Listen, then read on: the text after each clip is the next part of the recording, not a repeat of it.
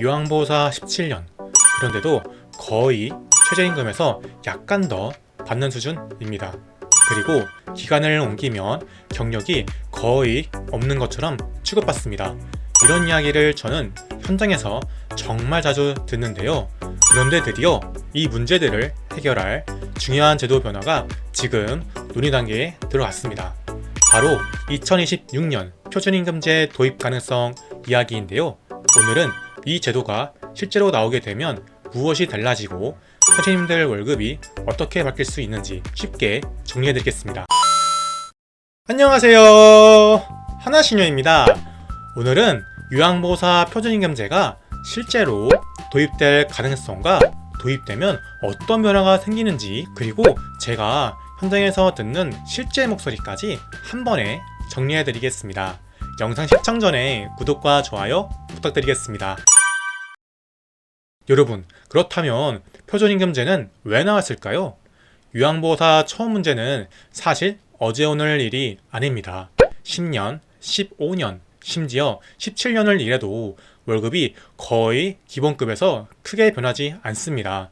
그리고 센터를 옮기면 경력을 인정받지 못하는 경우가 너무 많은데요. 이게 선생님들이 가장 힘들어하는 부분입니다.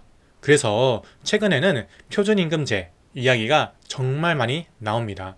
또한 단순한 말이 아니라 실제로 여러 곳에서 공식적으로 논의가 시작됐습니다. 예를 들면 국가인권위원회가 요양보호사 표준임금제를 검토해야 한다고 권고했습니다. 그리고 국회에서도 토론회가 열리기도 했습니다.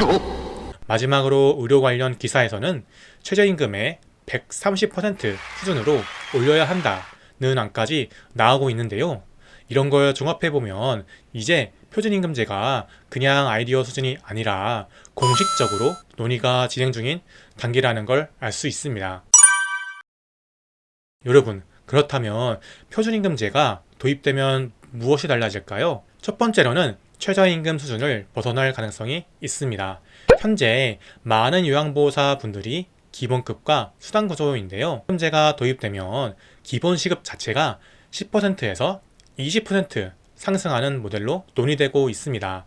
두 번째로는 경력 인정입니다. 가장 중요한 건 호봉제, 경력제가 포함될 가능성이 높다는 겁니다. 지금은 기간을 옮기면 경력이 사라지지만 표준임금제가 도입되면 5년차는 5년차 임금을 받는 구조입니다. 이건 요양보호사분들이 가장 원하는 변화입니다.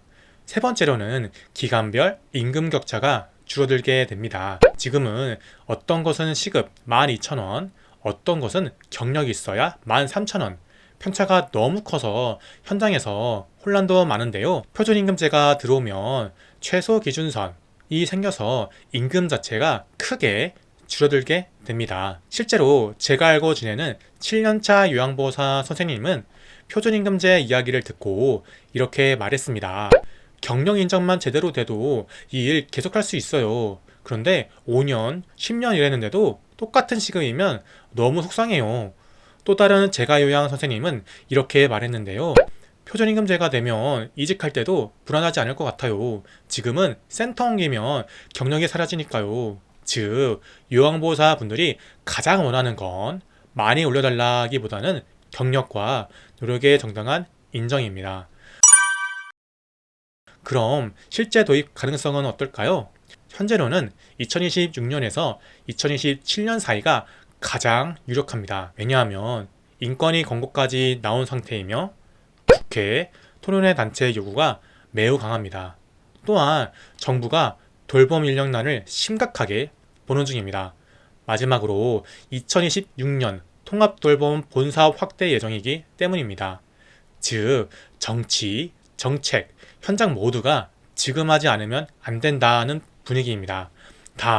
단숨에 30% 인상 같은 대대적 변화는 어렵고 하위 임금선 상향과 경력 인정 형태로 도입될 가능성이 가장 큽니다. 정리하겠습니다. 표준임금제는 이미 논의 단계를 넘어서 도입 준비 단계에 들어갔습니다. 그리고 가장 중요한 변화는 경력 인정과 최소시급 상향입니다. 저는 하나신효였고요. 현장 이야기와 정책 변화, 실제 사례들을 계속 전달해 드리겠습니다. 감사합니다.